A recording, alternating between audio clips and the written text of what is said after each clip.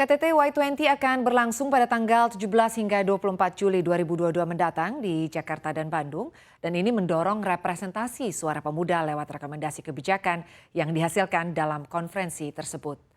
Salah satu inisiasi yang didorong yakni bagaimana negara anggota G20 bisa meningkatkan kesadaran anak muda tentang keuangan digital. Survei Nasional Literasi dan Inklusi Keuangan 2021 memaparkan bahwa perbankan merupakan sektor jasa keuangan paling populer di kalangan masyarakat Indonesia. Sedangkan pasar modal hanya diketahui oleh 13,7% populasi masyarakat Indonesia sebagai salah satu instrumen investasi. Rangkaian KTT Y20 ini akan menghasilkan deklarasi anak muda yang menjadi rekomendasi strategis untuk para kepala negara anggota G20 pada KTT G20 November mendatang. Rekomendasi tersebut merupakan hasil kegiatan pra-KTT dan serap aspirasi yang melibatkan anak-anak muda di Palembang, Lombok, Balikpapan, dan Manokwari. Adapun rekomendasi tersebut mencakup isu prioritas seperti ketenagakerjaan pemuda, transformasi digital, planet yang berkelanjutan dan layak huni, serta keberagaman dan inklusi.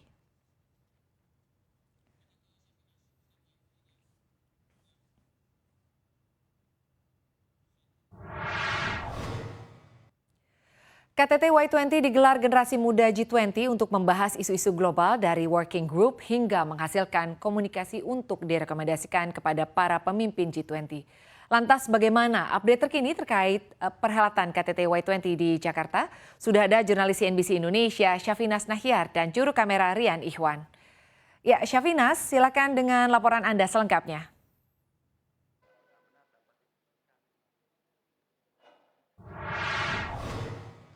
Ya, terima kasih Sinta. Betul sekali, saat ini saya berada di Hotel Kempinski untuk menghadiri KTT dari Y20, di mana KTT dari Y20 ini akan diadakan 1 minggu full, tepat hari Minggu ini, dan akan diadakan di Jakarta dan Bandung. Di Jakarta sendiri akan diadakan hari ini dan besok, sementara untuk di Bandung sendiri akan dimulai dari tanggal 20 sampai dengan 23 Juli. Dan jika kita berbicara tentang KTT Y20, tentunya tidak mungkin hanya seputar pertemuan biasa, melainkan nanti juga akan diisi dengan talk show, serta diskusi yang masih berkaitan dengan tema besar dari Y20 yaitu From Recovery to Resilience. Dan jika kita berbicara tentang agenda dari Jakarta sendiri, hari ini akan diadakan 2 talk show dengan tema. Yang pertama, Youth Employment, ini akan diadakan di DPR, sementara yang di Kempinski ini dengan tema digital transformasi. Dan besok ini para delegates akan mengunjungi Kepulauan Seribu, Gereja Katedral, lalu Masjid Istiqlal untuk dalam rangka City Tour. Sementara untuk di agenda Bandung sendiri nantinya para delegates akan mengikuti beragam diskusi dan juga membacakan hasil dari meeting-meeting yang telah diadakan sebelumnya. Nah, jika kita melihat tema hari ini ada tema yang menarik di talk show-nya yaitu tentang digital transformation. Nah, peluang ini aktif untuk berpartisipasi ataupun terlibat dalam kegiatan dari Y20. Syaf penasaran sekali bagaimana sih sebenarnya perjalanan dari peluang bersama dengan Y20. Nah, sekarang bersama Syaf sudah ada Bapak Wilson Andrew selaku Director of External Affairs dari Peluang. Halo Pak Wilson, kita ketemu lagi. Terakhir kita ketemu di Lombok ya Pak ya? Betul. Iya, selamat pagi Safinas, nih senang sekali bisa ketemu lagi, khususnya juga untuk menyapa teman-teman yang mungkin lagi menonton nih di hari Senin pagi yang cerah ini untuk memberikan semangat nih. Karena kenapa semangat? Karena ya memang di hari ini itu merupakan hari pertama dari penyelenggaraan KTT Y20 yang ini dapat dikatakan merupakan puncak acara ya setelah diadakan pra-KTT 4 kali selama 4 bulan terakhir. Dan kemudian jika kita memang melihat dari tema G20 sendiri, G20 itu adalah Recover Together, Recover Stronger, ini banyak sekali inisiatif-inisiatif yang sudah dilakukan dan kita juga melihat banyak dampak positif yang sudah terjadi di masyarakat nih.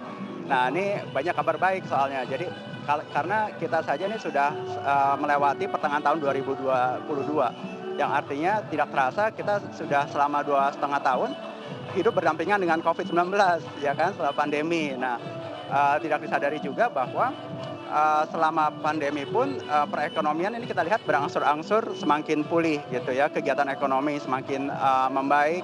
Walaupun ya kalau kita lihat COVID sekarang kan masih ada lonjakan, tapi ini semua masih terkendali. Jadi makanya saya ingin menyampaikan bahwa hari ini adalah hari yang baik, apalagi pemerintah juga sudah menyatakan pertumbuhan ekonomi Indonesia nih di kuartal 1 2022 itu masih mencatat pertumbuhan 5,01%. Nah, ini merupakan satu signal dan sentimen positif pasar yang baik ya, di tengah ketidakpastian situasi global saat ini.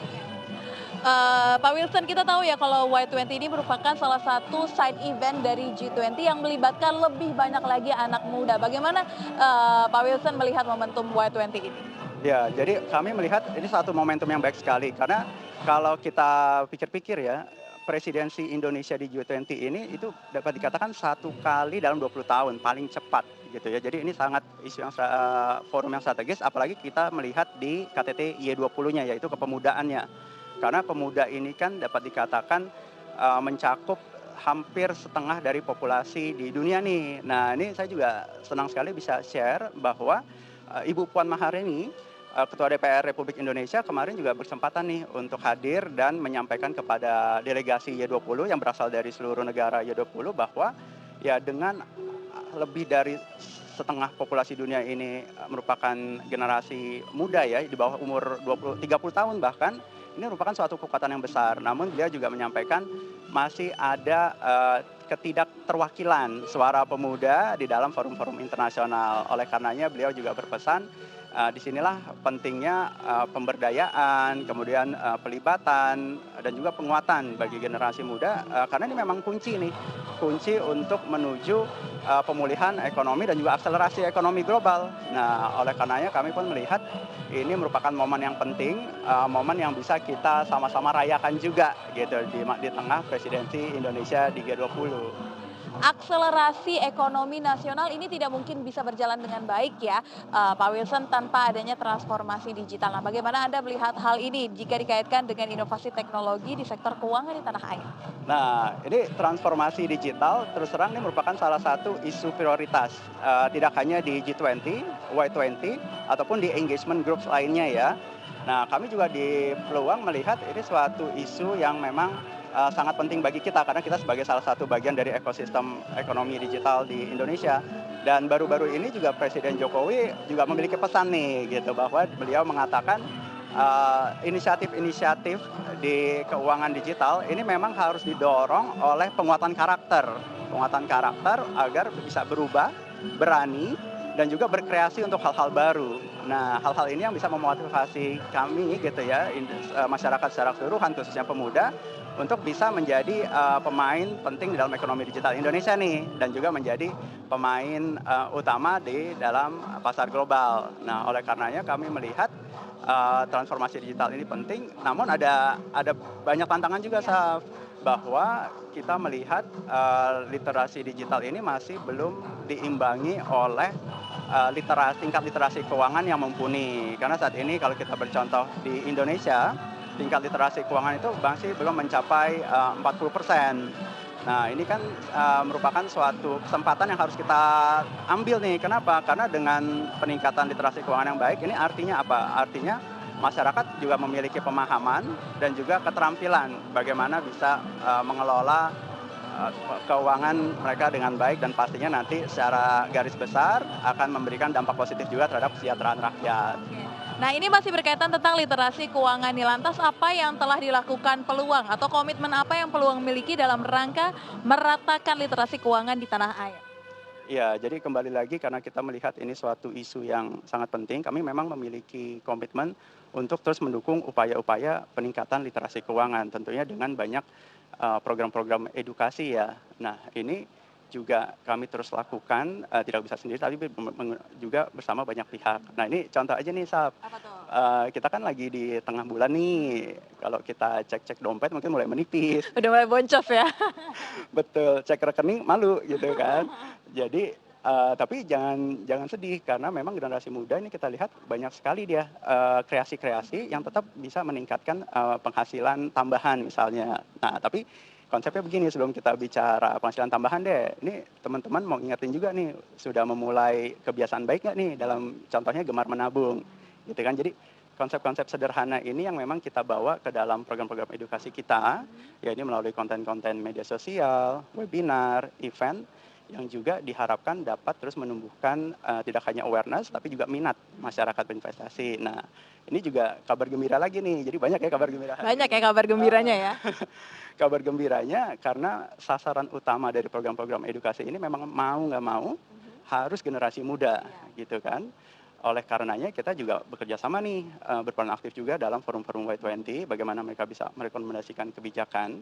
Dan tapi yang utama juga kita mengakui bahwa ini tidak bisa nih, peluang tidak bisa sendirian gitu kan. Jadi kembali lagi kabar baiknya di hari Jumat kemarin nih baru aja kami juga menandatangani nota kesepahaman dengan Ikatan Alumni Universitas Indonesia untuk mendukung penciptaan program-program edukasi yang bisa menyasar baik alumni maupun sivitas kampus.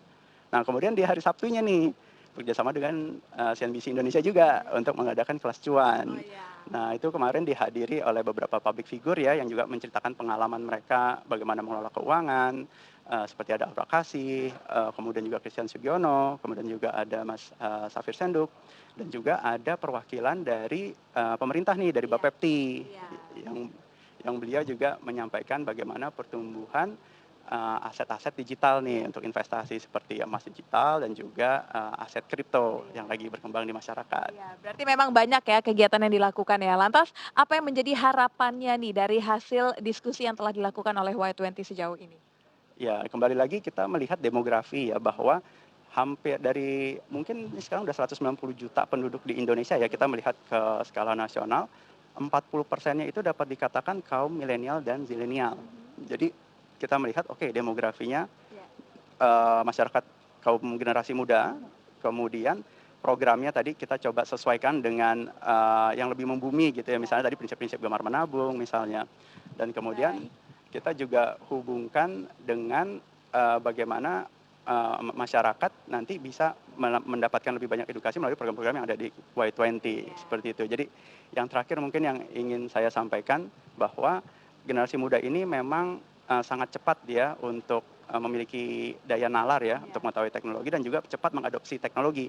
Nah, tapi PR-nya bahwa teknologi-teknologi yang dikembangkan pun khususnya di sektor keuangan harus bisa menjawab tantangan-tantangan dan kebutuhan ekonomi sosial di masyarakat. Nah, oleh karena kami berharap dengan adanya rekomendasi kebijakan yang sedang dirumuskan nih, sudah 4 kali pra-KTT, kemudian hari ini hingga seminggu ke depan akan dibikin dalam suatu komunike namanya, ini dapat diserahkan ke Presiden Jokowi sebagai presidensi Indonesia untuk G20. Sehingga harapannya memang bisa menciptakan suatu ekosistem digital yang akan lebih baik tidak hanya di Indonesia, tapi juga di seluruh negara G20. Oke, baik. Terima kasih banyak Pak Wilson. Kita akan ketemu lagi di agenda peluang di Bandung nantinya ya Pak ya. Baik, terima kasih banyak Pak. Sukses selalu.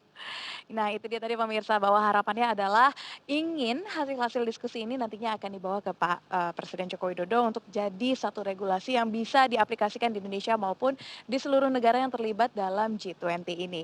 Jadi pemirsa kita ketemu lagi di agenda di Bandung nanti ya. Kembali ke Sinta. Terima kasih atas laporannya, Syafinas Nahyar dan juru kamera Rian Ikhwan. Selamat bertugas kembali.